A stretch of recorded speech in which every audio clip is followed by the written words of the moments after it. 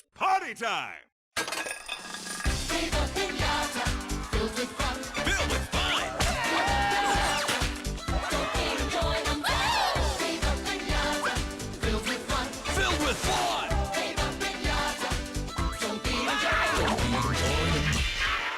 Carl and Damon here from Games, Brains and Head-Banging Life, gbhblofficial for short. And they made what into a TV series? Episode 7. Sick Days, Lights, Camera, Action. It's Viva Pinata, 2 segments, both airing October 7th, 2006. Now, if you remember from episode 6, I said to you that Frankly Can't Dance and Let's Saves the Day again had been split up in segments, right? And aired differently. Frankly Can't Dance aired on September 30th, and Let's Saves the Day again aired on October 14th, sorry. Well, Sick Days and Lights, Camera, Action aired on October 7th. So before Let's Saves the Day again. Both of them. How the hell does that work? I have no idea what's going on. You know what? I'm taking information, seeing when it aired. I don't even want to troll the internet to try and work out what it was, because it just means they're probably put out of order. Yeah. And to be honest, similar to like Donkey Kong Country and all of that, It doesn't matter. Yeah. It doesn't matter in the slightest. It's not There's like no consistent No, story no. here. You're not seeing character development or anything like that. It's fine. They're all standalone, yeah. Completely that. Segment 1, Sick Day. Fergie is watering his garden and wondering where everyone is. It all seems a bit deserted. And he's then hit by some flying candy. It came from Paulie's house, and Fergie finds him in bed with a cold. Every time he sneezes, he shoots out candy, and Fergie's like, this is great, I love candy. He's not complaining, eating away. He then hears the other pinata sneezing and realises, hey, I can use this to my advantage to get a ton of candy.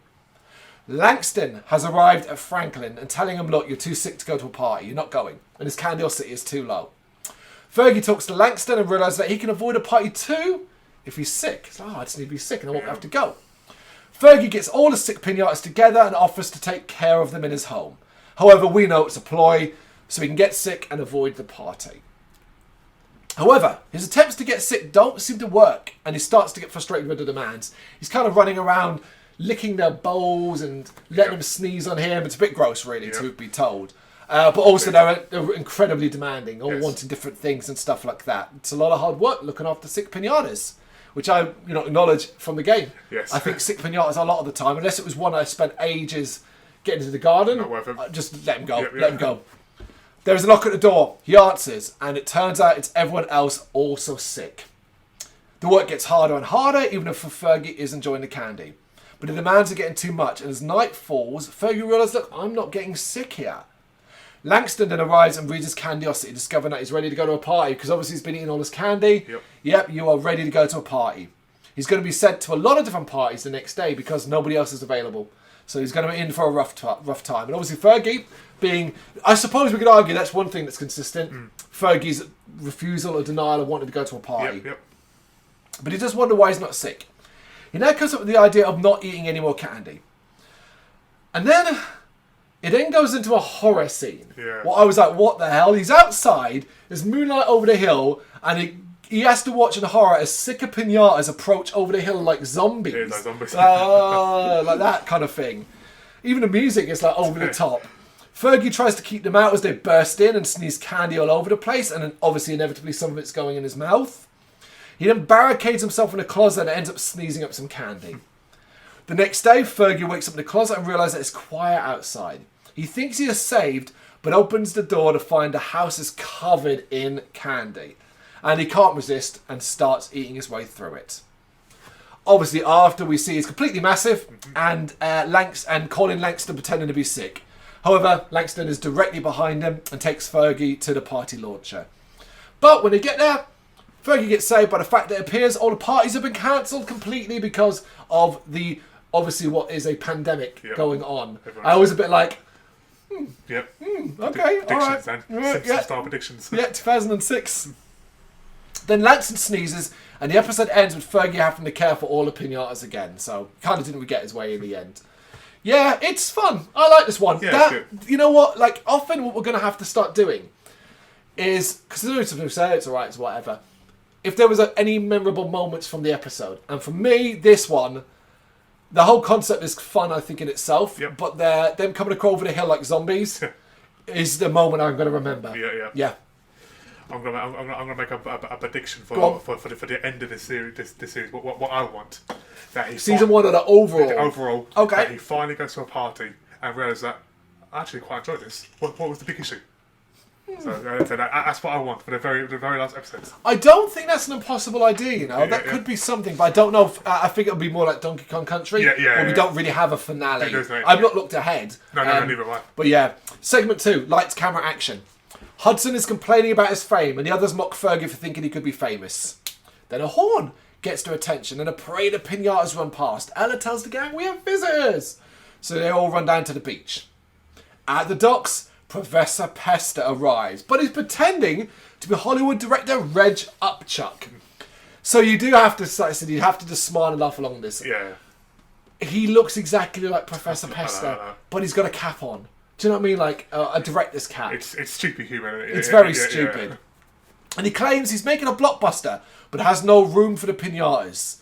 And they all try to convince him to let them be part of the production, and he agrees to screen test them all the next day for a small part. Everyone is super excited, except for who, if you've been following along with us, who would not be excited, who would be unconvinced? Which character? Fergie. Paulie. Fergie? Oh, no, Fergie's the one that's convinced by everyone. Sorry.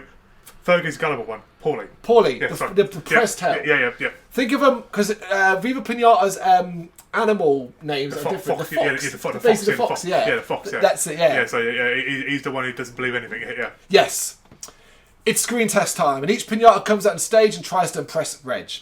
Ella can't remember her lines. Franklin's dancing is bad.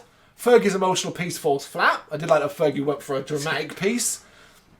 Pierre does the do you feel lucky punk scene from Taxi Driver, but is then interrupted by Ella, and Hudson also gets a scene messed up by Fergie and Ella.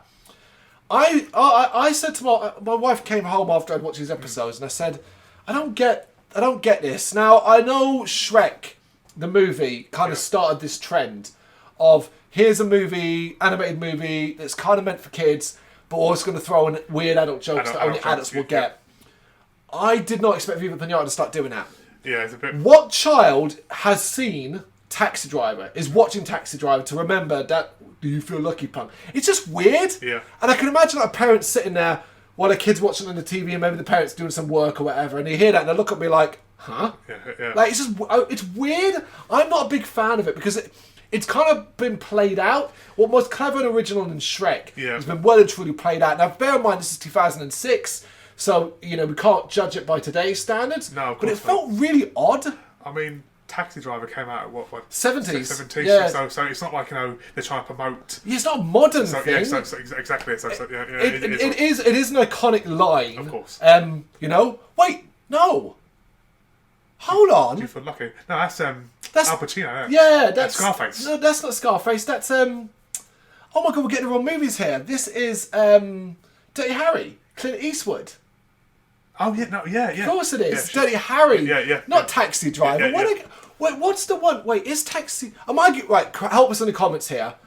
Taxi Driver, when he's looking in the mirror, he says, does he not say something similar? What does he say? Oh my god, we've got distracted here. I've not seen that film for such a long time, Jack. So Yeah, but it's like an iconic. Or is he just? I can't fucking remember. Yeah. I don't. I can't remember. Do you know what? It doesn't matter. It's still from an adult movie. Later, Paulie overhears Reg telling the pinatas that he needs a new star for the movie. He's picked all of them, which makes Paulie suspicious. He's like, oh really? That's a surprise. Paulie looks up Reg in the big book of films, apparently, and finds out that the actual Reg disappeared a long time ago, filming in a volcano. So yeah, you know, I did laugh at that. I did actually think that was funny. Disappeared. And he realises that Reg is fake. Reg gets the pinatas together for a group shot and uses that moment to catch them all in a cage. He's got him. Paulie sees this from afar though and sets out to save them. And Reg now reveals himself as Pester, but Les is small enough to escape and meets Paulie. Now, let's just say about Pester, because this won't be the first time he actually gets hold of them. Yep. He has the King K. Rool problem, which is do something then. So King K. Rool's problem is he'll get the crystal coconut and then not really do anything with it. Just boast about having it. And then inevitably lose it. Yep. Pester's problem is he'll get the pinatas, plan to destroy them, and then not actually do that. Just do it, Pester. Do you know what I mean? Like, there's that. Kill him straight away. Or eat him, whatever you do. Pesta reveals the machine to take their candy, and it's going to be rough. However, Paulie and Les now set their plan in motion. It involves pretending there is a tunicorn, which naturally gets Pesta's attention. I did laugh when he insults the others by claiming the tunicorn is more valuable than all the other pinatas put together. Yeah. And they're like, hey! And he's like, oh, sorry about that. Well, sorry about that. He is right, but it is funny. It's just about he apologises for it as well. They go off to find, and Paulie attempts to save the pinatas. And we get an amusing forklift chase. It's a very slow forklift chase, which involves Pesta having to lighten the load to catch up with him by pushing his goons off it. But the chase continues all over the island until the next day, and we then come back to see everyone has basically fallen asleep at the wheels of their forklifts, which allows Les to change the signs and sending Pesta to another part of the island. We then, and I think this is an episode that's quite clever, we then cut to 50 years later, and the pinatas are all old, with like beards and stuff like that, and wondering, hey, like Franklin, whatever happened to Pesta when he was down that forklift? And in the background, we then see that he's been slowly making his way up the mountain. Yep, still going. And now finally reaches the top and falls in the volcano. Yep. And I actually laughed. I thought that is really, really fun. Yeah, really clever stuff. Very clever writing, yeah. I thought this was a good episode. Good segment. Considering the first one, Sick Day, is just all right. Yeah. Aside from the zombie thing, Lights, Camera, Action makes up a lot of it. And I started to get hopeful. I was like, okay, we're getting some imagination. Yeah. That's what I want, is imagination. Yeah, I mean, compared to like, for example, obviously we covered Donkey Kong, you know. Of course. So I think so far we've had a lot more better episodes, but obviously we've still got a long way to go. Yeah, I mean, what part of it is ultimately Donkey Kong Country was still about 21, 22 minutes long. Yeah. But it was one whole episode. This is still, you know, we've got to look at this as this is 10, 11 minutes per episode. Do you think 2 segments put together? Do you think Donkey Kong would have been better doing that? No. I wish this wasn't the case. I wish this wasn't 2 segments. I wish it was just one overarching story. Yeah. Or just shorter parts. You know, we decided to not split them up to do these videos because then we were talking about 2 years worth of content. If one's gone up every week, it's just too much. So that's why we're doing them as because the episodes aired as episode 7, Sick Day, Lights, Camera, Action. So that's episode 7. Yep. Yeah. You got any thoughts on it? You know what to do. Let us know in the comments. Thank you very much for watching. If you liked what you saw, please help us out by giving us a thumbs up and hitting that subscribe button. If you really liked what you saw, consider donating to keep the website and channel running by buying us a coffee via our coffee page or picking up some merch from our Big Cartel store. You can check us out on gbhbl.com as well as via our social media, Facebook, Instagram and Twitter, as well as listen to our interviews via SoundCloud, Apple Music and Spotify. Just search for GBHBL. Games, horror and heavy metal. What else is life for?